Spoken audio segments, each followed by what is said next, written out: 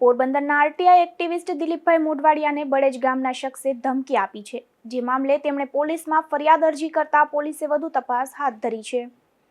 પોરબંદરના RTI activist દિલીપભાઈ મોઢવાડિયાએ પોલીસમાં લેખિત ફરિયાદ કરી જણાવ્યું છે કે તેઓ ગઈકાલે ખાણ ખનીજ વિભાગની ઓફિસે હતા અને પોતે કરેલ આરટીઆઈની માહિતી મેળવતા હતા અને ખાણ ખનીજ વિભાગના સ્ટાફ સાથે વાતચીત કરતા હતા ત્યારે બળેજ ગામે રહેતો રામ પરમાર નામનો શખ્સ પણ ત્યાં હાજર હતો અને તેણે દિલીપભાઈને ગેરકાયદે ખાણોની રજૂઆત કરતા હોવાનું જણાવી બળેજ ગામની અરજીઓ કરશે તો જાનથી મારી નાખવાની ધમકી આપી હતી। મારું નામ દિલીપ ભૂરાભાઈ મોઢવાડિયા, પોરબંદર રહું છું। અગાઉ ગેરકાયદેસર ખોદકામ બાબતે મેં હાઈકોર્ટમાં પીએલ દાખલ કરેલી અને પીએલ બાબતની અમુક આરટીઆઈ મેં કરેલી એ હું લેવા માટે ગઈકાલે ખાણ ખનીજ કચેરી ખાતે ગયેલો। તો હું ત્યાં ખાણ ખનીજના સ્ટાફ સાથે વાત કરતો હતો મારી માહિતી બાબતમાં। તો ત્યાંથી બળેજના એક રામભાઈ પરમાર કરીને વ્યક્તિ આવેલા અને એણે કીધું કે તું આ બળેજની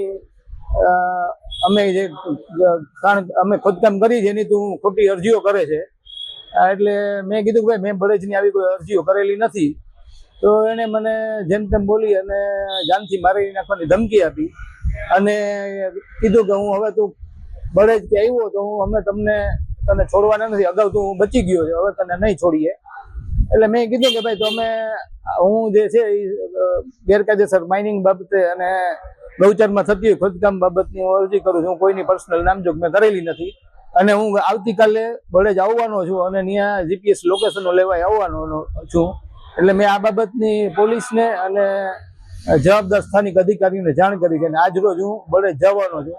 કદાચ આ લોકો હુમલો કરે કે એના મળતિયા દ્વારા હુમલો કરાવે તો એની જવાબદારી રામભાઈ અને એના મળતિયાને રહેશે।